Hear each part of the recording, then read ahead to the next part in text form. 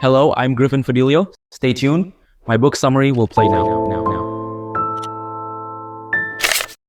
I know The Game of the Rich. My rich dad taught me. You know it because you're the banker. The bankers and the rich play is different than what they teach you in school. All over the world, what does school teach you about money? And the answer is nothing.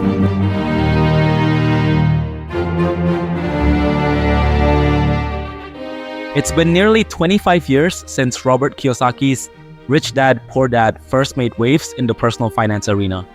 It has since become the #1 personal finance book of all the time, translated into dozens of languages and sold around the world. Rich Dad, Poor Dad is Robert's story of growing up with two dads, his real father and the father of his best friend, his rich dad, and the ways in which both men shaped his thoughts about money and investing.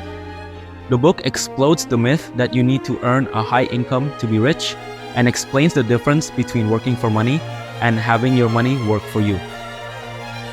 In many ways, the messages of Rich Dad, Poor Dad, messages that were criticized and challenged 2 decades ago, are more meaningful, relevant, and important today than they were 20 years ago. Key point 1. Rich people don't work for money. Before we get to the famous financial lessons, we're going to tell you a story. The story of 9-year-old Robert Kiyosaki. It begins in the 1950s in the US. Robert and his friend Mike were curious boys with big ambitions. When they grew up, they wanted to become rich and make a lot of money. But just how they were going to accomplish that, they didn't actually know. So, after a failed attempt to produce coins from melted toothpaste tubes, the boys decided to get some advice. They asked their dads how they could start becoming rich. You might be able to guess what Robert's own well-educated but poor dad replied: go to school, study, and find a good job. It's familiar advice, but it's pretty misguided. If you follow guidance like this, you'll spend your entire life breaking your back to increase your pay, while others, the government, bill collectors, and your bosses, take most of the reward. In other words, Robert's poor dad might as well have said, go and join the rat race, the endless routine of working for everyone but yourself. Now, lots of people still follow poor dad's mantra, but many do it out of a sense of fear, a powerful sense of distress at the idea of violating the expectations that society drills into us. A good job is what leads to wealth, we're told, so we study hard as kids and work even harder as adults. The result? We may be avoiding poverty, but we're certainly not growing any wealthier. But there are some people who don't teach that mantra to their kids. People who know how money is created, increased, and maintained. Rich people, in other words. People like Mike's father, the rich dad who became a financial mentor to both boys. So, what did Mike's dad suggest? At first, nothing. He made a deal with the young Kiyosaki, offering to teach him what he knew about money if the boy would work for him at the measly rate of 10 cents an hour. Robert agreed, but after a few weeks of being underpaid, the boy returned to his rich dad, seething with anger and ready to quit. You've exploited me long enough, he said, and you haven't even kept your promise. You taught me nothing about money in all those weeks. But there it was. His first lesson, delivered by his new mentor with a slight smile. Robert Kiyosaki had just learned that life often pushes you around, and he'd learned that working for money does not make you rich, which is why rich people don't work for money. So you might ask yourself, if the rich don't work for money, then how do they get wealthy? Through theft, maybe, or by winning the lotto? Key point 2. Educate yourself about finances, identify real assets, and invest in them. Let's answer that question from the last summary. No, it's none of the answers above. The rich become rich by making their money work for them. Instead of spending all their income on fripperies and luxuries, they invest a portion of it in assets of various types. And then, rather than working for money, they let their assets make money for them. But let's not get ahead of ourselves.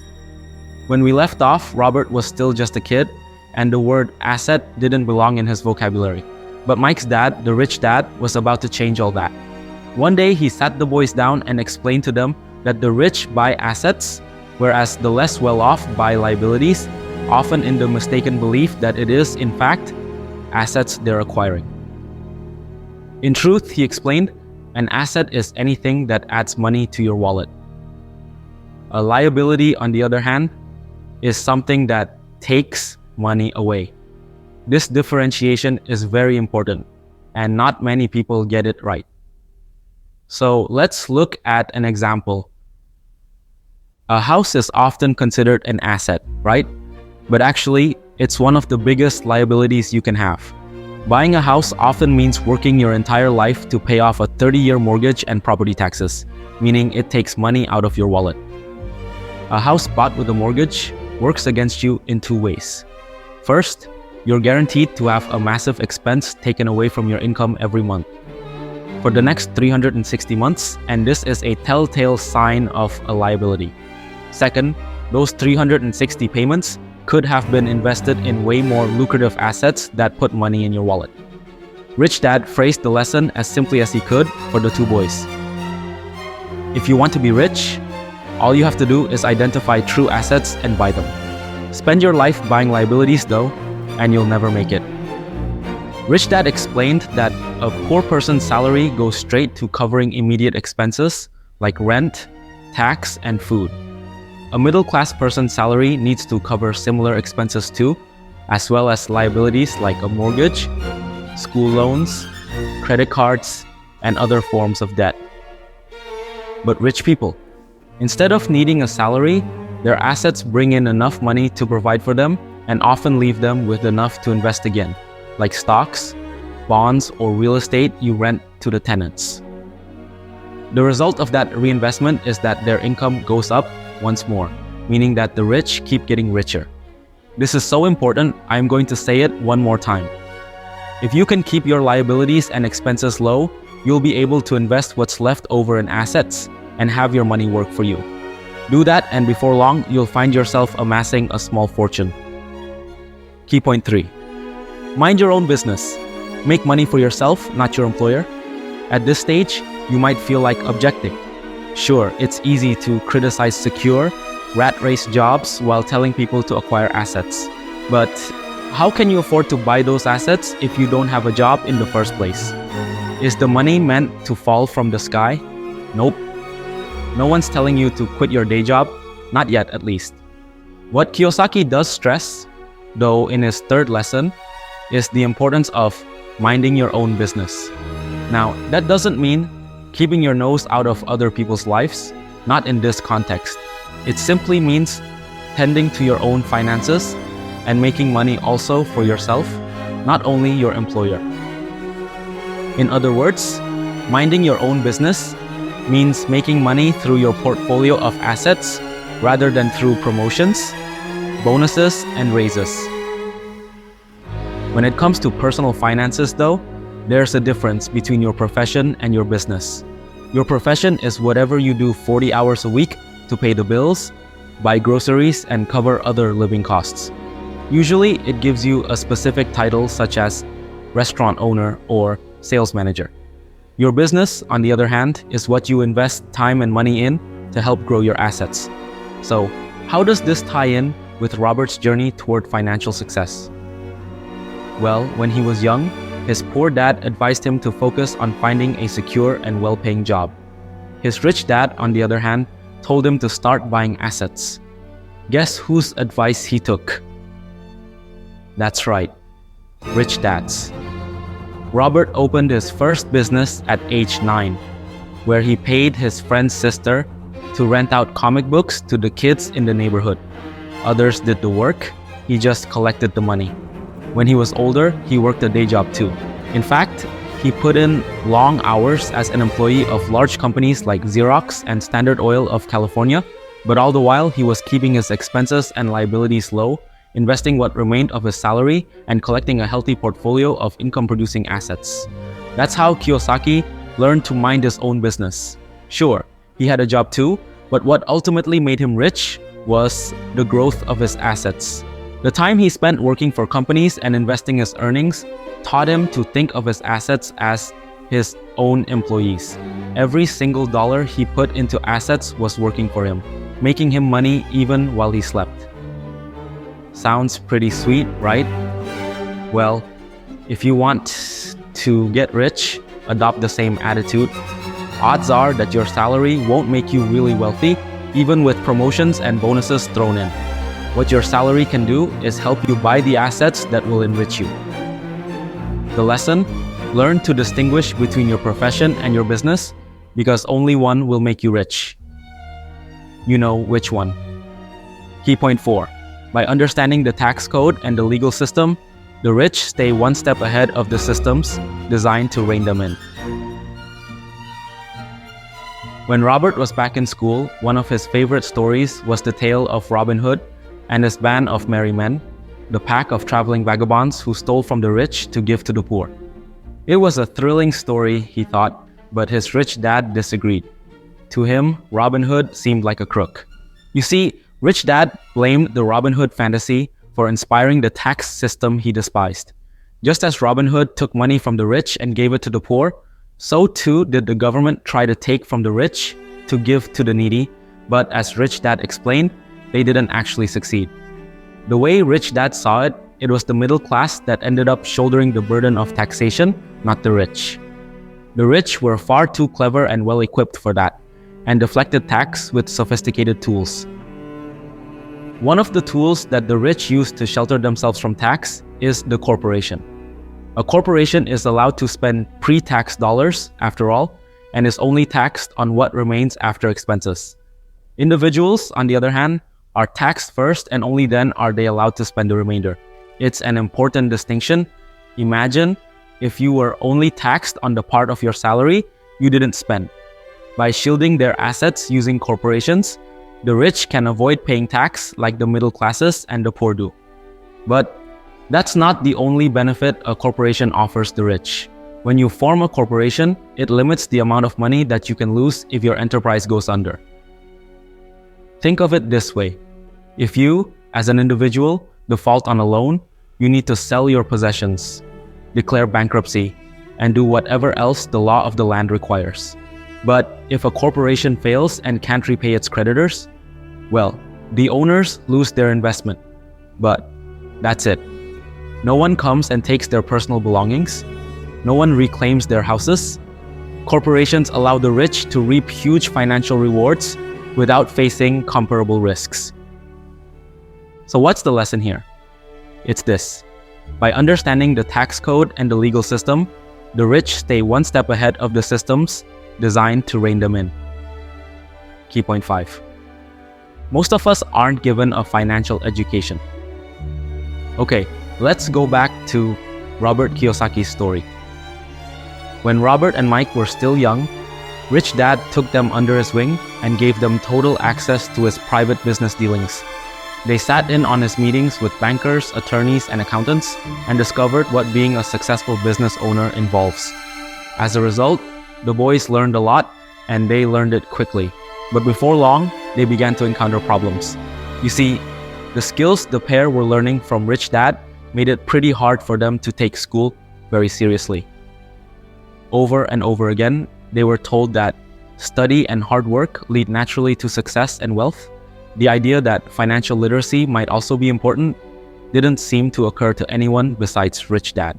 Children aren't taught about subjects like saving or investing, and as a consequence are clueless about topics like compound interest.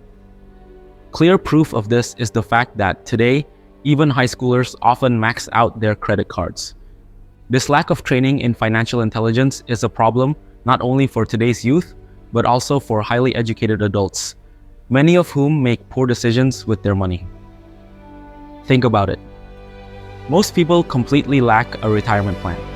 In the United States, 50% of the workforce are without pensions, and of the rest, nearly 75 to 80% have ineffective pensions. Well, clearly, society has left us poorly equipped in terms of financial knowledge. But getting financially literate is one of Kiyosaki's key lessons. So, what do? educate yourself and start establishing a financial strategy. Key point 6. Get yourself a financial education by following 3 steps. Assess your current situation, set financial goals, and finally, build the financial intelligence to reach them. You can start the journey toward personal wealth at any point in your life, but the earlier you get going, the better. Obviously, if you begin at 20, you're far more likely to become rich than if you begin at 30. But regardless of your age, the best way to get started is by following these 3 steps. First, appraise your finances. Second, set yourself some goals. And third, acquire the education necessary to reach them. Let's go through those in some more detail. In the first step, take an honest look at your current financial state.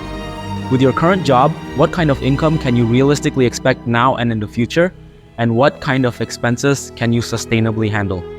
You may find that the new Mercedes you've been drooling over simply isn't affordable right now.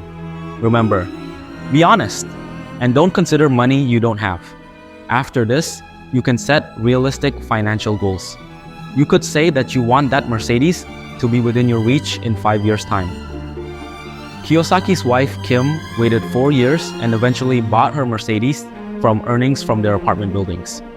Alright, the next step is to then start building your financial intelligence. Consider this an investment into the greatest asset available to you, your mind. Learn how to deal with money. For example, if you're afraid of rejection, try a short spell working for a network marketing company. While you might not get an amazing salary, you'll gain a lot of sales skills and self-confidence, which will be very useful in the future. You can also improve your finance education in your spare time. Enroll in finance classes and seminars, read books on the topic, and try to network with experts. Did you get that?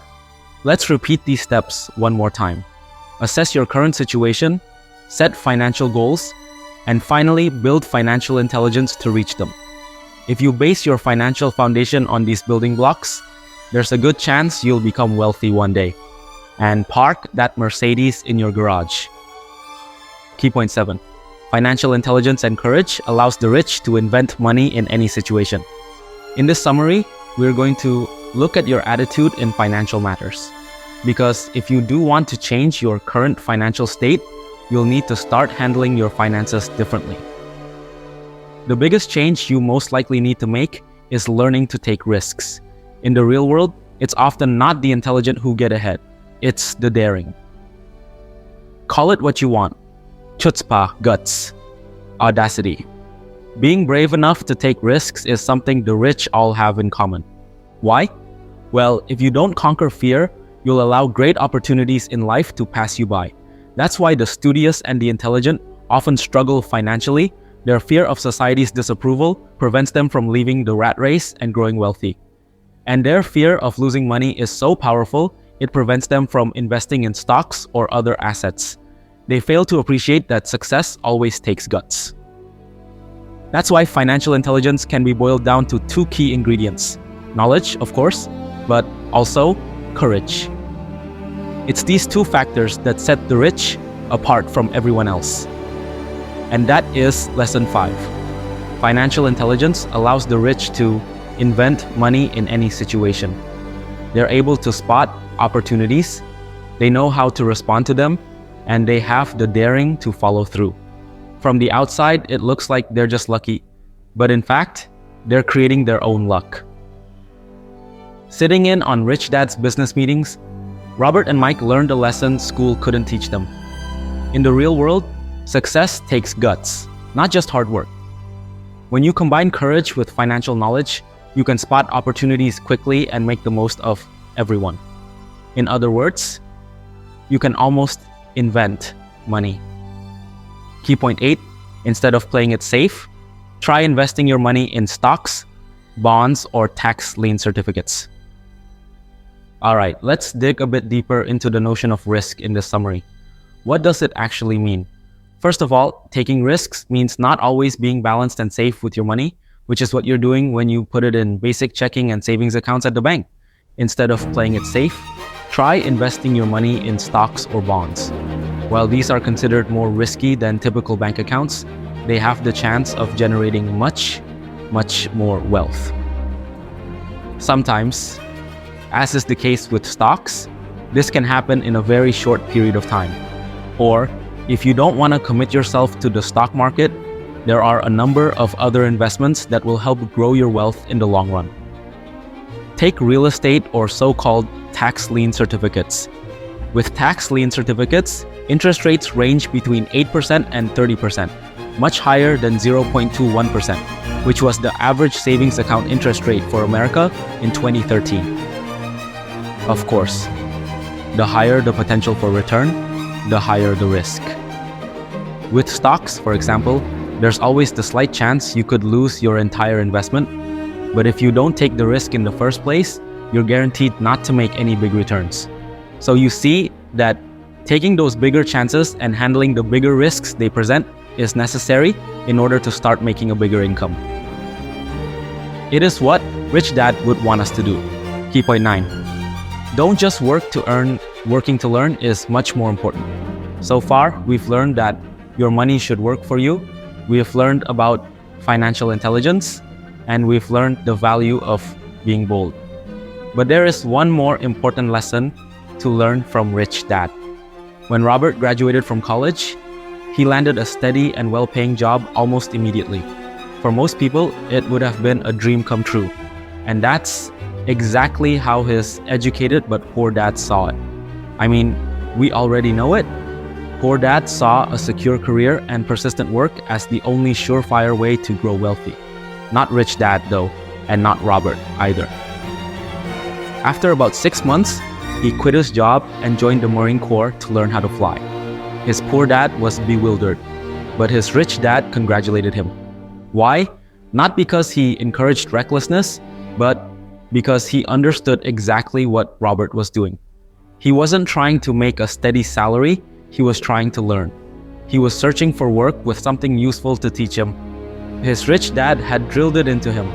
Knowing a little about a lot was important for anyone who wanted to make money. That's why Robert was working to learn, not just to earn. After all, making money was what his assets would be for. His poor dad couldn't understand. To his mind, Robert's behavior was the precise opposite of what made people money. You see, he was an academic man, intelligent and well-educated with a PhD. His path in life had taught him that it was specialization, not a broad base of skills and knowledge, that led to riches. In the academic world, the higher up you go and the more you learn, the narrower your topic of study. In much the same way, doctors are often eager to specialize in a single chosen field, like orthopedics or pediatrics, as soon as they graduate. For some people, specializing like that might make sense. It didn't help poor dad though, whose PhD never did much to boost his earnings. Rich Dad, on the other hand, had a broad base of knowledge, but never finished the 8th grade. That's why he encouraged young Robert and Mike to spend time in a whole host of different departments of his business empire. Over time, they worked in restaurants and construction, sales and marketing, accounts and reservations. The aim wasn't to find one single field they might like to spend their careers in. It was to equip them with the range of skills and knowledge necessary for growing rich. That's why the 6th and final lesson is, don't just work to earn, working to learn is much more important.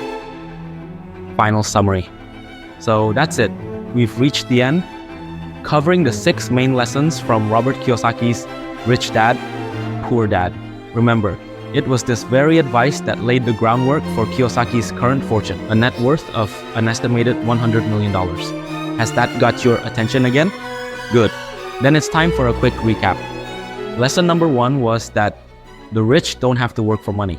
If you just stay in the rat race for your entire life, it will enrich someone, but it won't be you, it's your boss, whose wallet you'll really be fattening. So, what's the alternative? That brings us to lesson 2. Educate yourself about finances, identify real assets and invest in them. Do this by following the advice from the 3rd lesson. Keep your day job, minimize your expenses, but also have your business on the side to earn money for you. Rule number 4 was, know the tax system inside out, because that's what rich people do and they're able to hang on to their money as a result. The fifth rule is that making money takes chutzpah. But if you've got it, you can make the most of life's opportunities and invent money in almost any situation. Last but not least is rule number 6. Work in order to learn and learn broadly. Leave specialization to PhD students and physicians. Alright then, that was everything from me, Griffin. I hope you enjoyed this book summary and got excited to start making money. Oh, and if you'd like to hear another tale about how to be successful, then please head over to 5 a.m. Club by Robin Sharma. See you there. Thanks so much for listening. Please leave us a comment, and if you like my content, please subscribe. We always appreciate your feedback. Robert Kiyosaki, author of Rich Dad Poor Dad, the international runaway bestseller that has held a top spot on the New York Times bestsellers list for over 6 years, is an investor, entrepreneur, and educator whose perspectives on money and investing fly in the face of conventional wisdom. He has virtually single-handedly challenged and changed the way tens of millions around the world think about money. In communicating his point of view on why old advice, get a good job, save money, get out of debt, invest for the long term, and diversify, is bad, both obsolete and flawed. Advice, Robert has earned a reputation for straight talk, irreverence, and courage. Rich Dad Poor Dad ranks as the longest-running bestseller on all 4 of the lists that report to Publishers Weekly, the New York Times, Business Week, the Wall Street Journal, and USA Today, and was named USA Today's #1 Money Book 2 years in a row. It is the 3rd longest-running how-to bestseller of all time. Translated into 51 languages and available in 109 countries, the Rich Dad series has sold over 27 million copies worldwide and has dominated bestsellers lists across Asia, Australia, South America, Mexico, and Europe. In 2005, Robert was inducted into Amazon.com Hall of Fame as one of that bookseller's top 25 authors. There are currently 26 books in the Rich Dad series. In 2006, Robert teamed up with Donald Trump to co-author Why We Want You to Be Rich, 2 Men, 1 Message. It debuted at #1 on the New York Times bestsellers list. Robert writes a bi-weekly column, Why the Rich Are Getting Richer, for Yahoo Finance, and a monthly column titled Rich Returns for Entrepreneur magazine. Prior to writing Rich Dad Poor Dad, Robert created the educational board game Cash Flow 101 to teach individuals the financial and investment strategies that his rich dad spent years teaching him. It was those same strategies that allowed Robert to retire at age 47.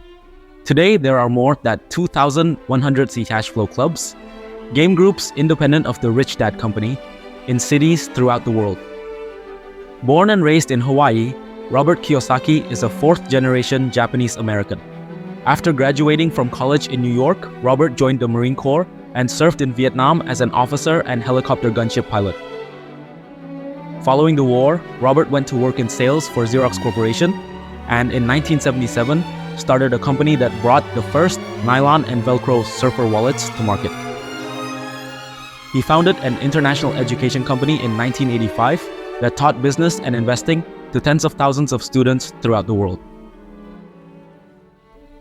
In 1994, Robert sold his business and, through his investments, was able to retire at the age of 47. During his short-lived retirement, he wrote Rich Dad Poor Dad. Below is a compilation of books authored by Robert Kiyosaki. Kindly indicate in the comments which specific book you would like me to summarize for you.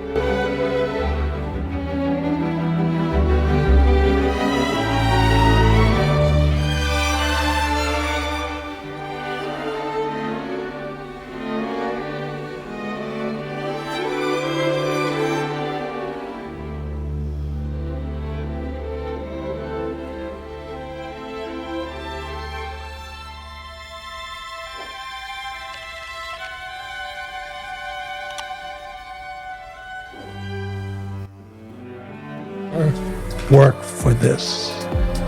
This is what keeps people poor. The peso, the yen, the yuan. He says, never work for this. The gap between the 1% and 99% is massive. You see, it's not just money. You have to step back and look at the bigger picture. So what do you do?